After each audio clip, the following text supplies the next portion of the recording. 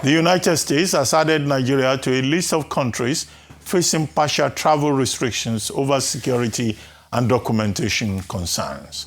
This now means traveling to the United States as immigrants on the B1, B2, F, M, and J visas is hereby suspended until further notice.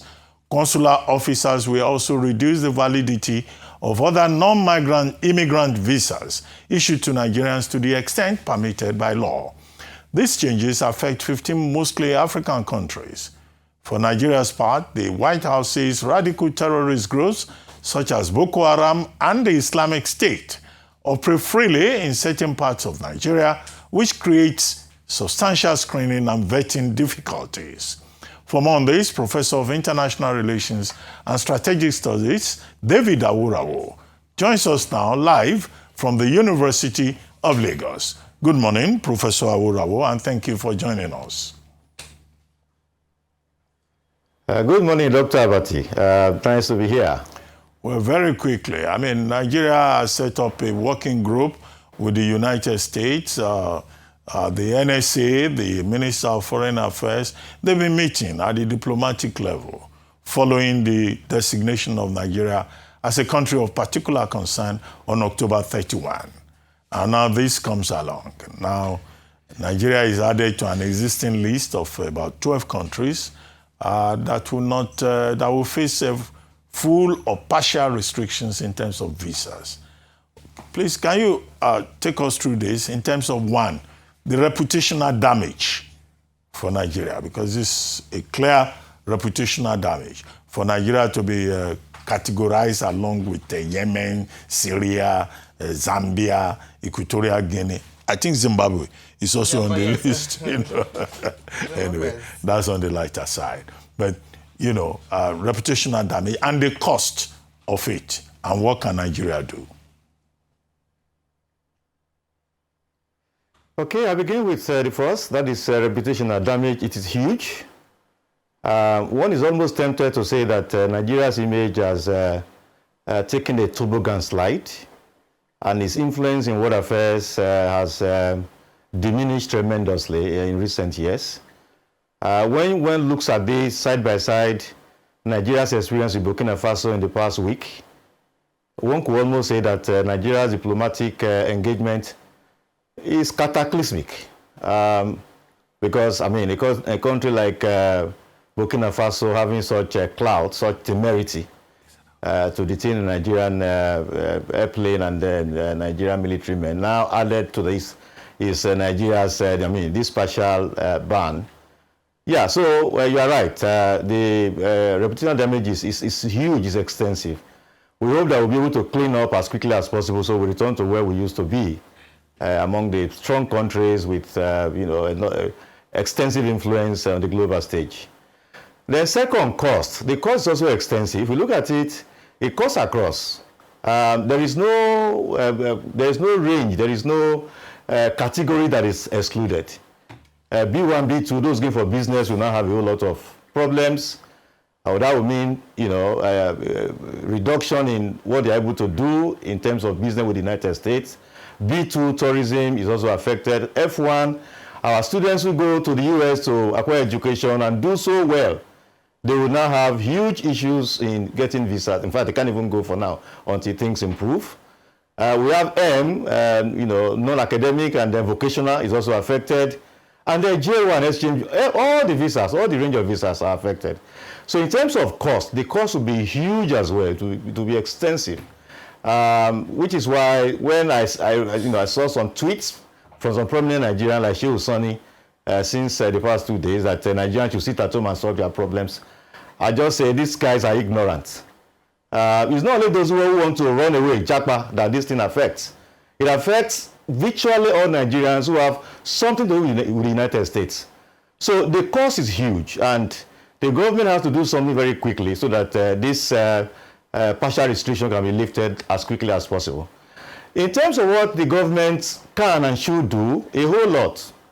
The Ministry of Foreign Affairs has a lot to do to get in touch with the State Department to present the facts. To be fair to Nigeria, the ban is actually, I would say, uncalled for, given the fact that the Nigerian authorities are already working with the American authorities to address this, hydra-headed problem of terrorism, ISWAP, Boko Haram, and the rest. And second, Nigeria has over 400,000, there are over 400,000 people of Nigerian descent in the United States, maybe up to 500,000. There is no record of any of them having them involved in anything linked to terrorism all of these years. The only one we had was Abdul Muttalab, who even doesn't live in the US, who also was even hardly Nigerian. He lived here for a few years, went to Togo, went to the UK and all. And that's 16 years ago, 2009. So when one looks at Nigeria's records, it is surprising that Nigeria has been added to the list. So Nigeria has to present all of these facts to the State Department, to the legislature. The Nigerian embassy in the US has to be very active. The ambassador has to be charismatic beyond just he's an old person. I would have wished a younger person, a new, younger, vibrant person were appointed. People were, criticizing me when I said, well, I don't know how much these old people, they keep circulating can achieve, but all well and good. So all these things are the things that the government should do.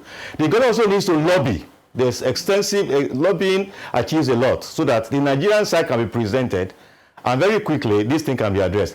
There is a glimmer of hope. I mean, Turkmenistan, one of the countries under partial ban before, in the earlier bans that were, that were imposed, had their bans lifted 2 days ago when this Nigeria was added to the list, because they had cooperated with the US, they had worked together, and they found that they had made progress. Yeah. So if Nigeria can follow that track, we are confident that in a short while, this partial ban can be lifted. Thank you so much.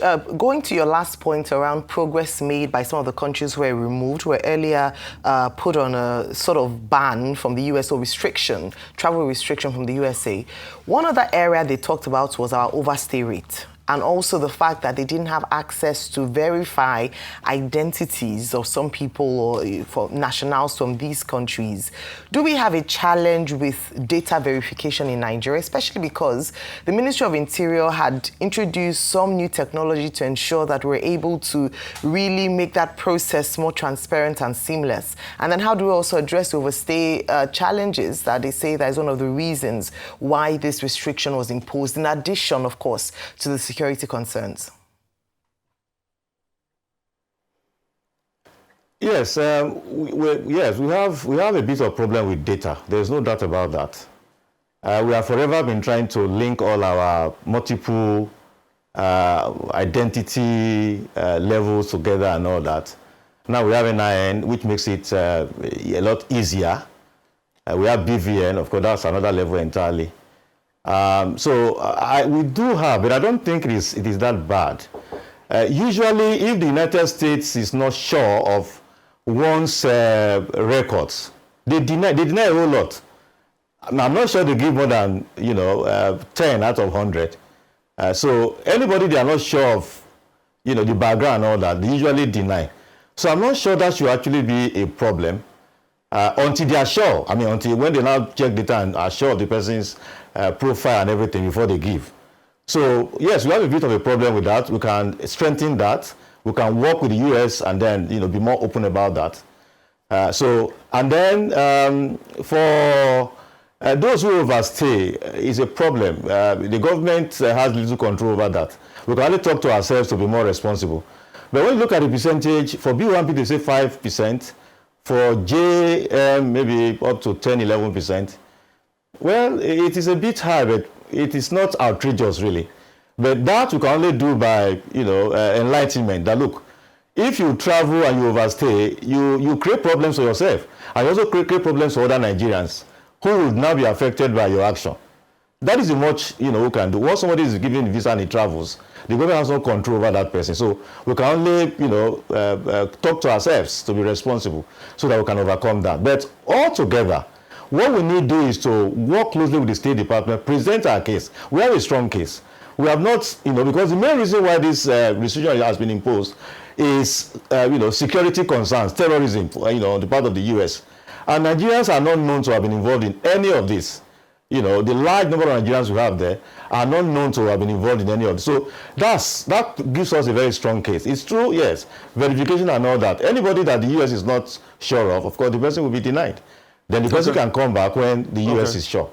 I'm sure if we are methodical about it, we should be able to get the US to leave this thing as quickly as possible. Okay, and I'm really even happy because you mentioned the case of Mutalab. The Mutalab case you talked about, his father had even reached out to the US authorities before that incident happened, and they were already working.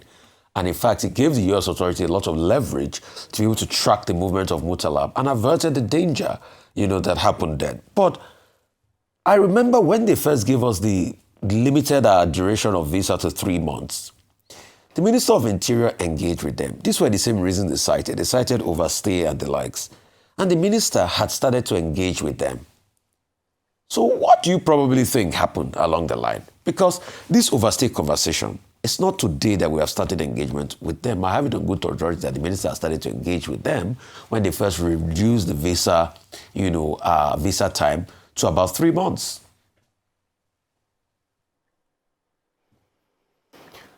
Yeah, I think what happened is loss of confidence. Those, the finding missions that have been coming to Nigeria in the aftermath of the declaration of Nigeria as a country of particular concern on the 31st of October, a whole lot has been seen by these people. And so much is said. In fact, that lawmaker Moore, he has, if you check his profile, his online profile, he's been talking and talking and talking. He's been revealing a whole lot. So there is this, I think there is this loss of confidence in Nigeria's capacity to, tackle this problem headlong, this problem of terrorism, insurgency, whatever they call it. I think it's not just the overstay that they have been working on. It's the totality of the perception of the United States about Nigeria, which was the point that, Dr. Abati made earlier about reputational damage. It is a matter of reputation. There's this loss of confidence. So it's a wide gamut of things together that led to this, to my mind. And which is why I say that what Nigeria needs to do is to work closely with the authorities to be as transparent as possible, to be as candid as possible. Like this attempt to deny no Christian genocide, it doesn't sell anywhere. The facts are all over the place. Just admit that it exists. We are working to overcome it. That is a better approach than to deny what is obvious. These are the things, I've suggested these things over and over again. Countries all have their problem. You just mentioned the fact that Abu Mutalab, the father went to the embassy, they missed it. People make mistakes. Even the US, as important as this matter ought to have been to them, they missed it.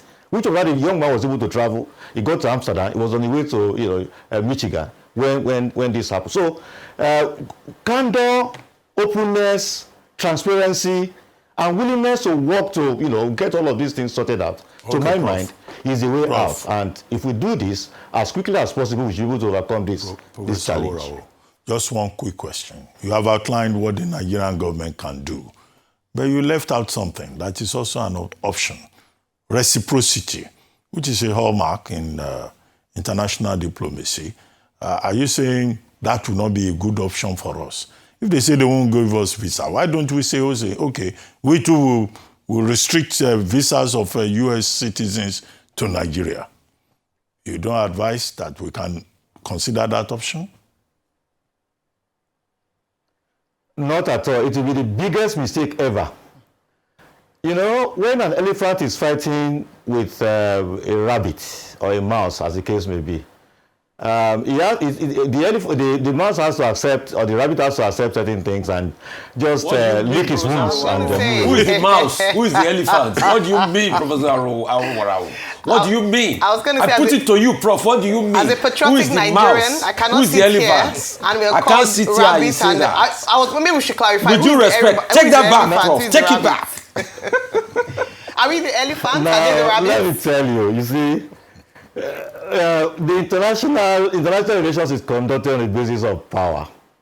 When you look at the indices of power to measure the US and Nigeria is practically powerless. So who is mouse, who is elephant is clear from that. Let me just give you, for context, let me just tell you this. The total GDP of Africa last year was about $2.5 trillion. California alone in the US is close to $3 trillion. So California's GDP is bigger than that of not Nigeria, the whole of Africa. So when I say elephant and rabbit, I'm even being generous to us. It's enough, Prof. It's enough. Anyway, It's enough. I'm just saying that reciprocity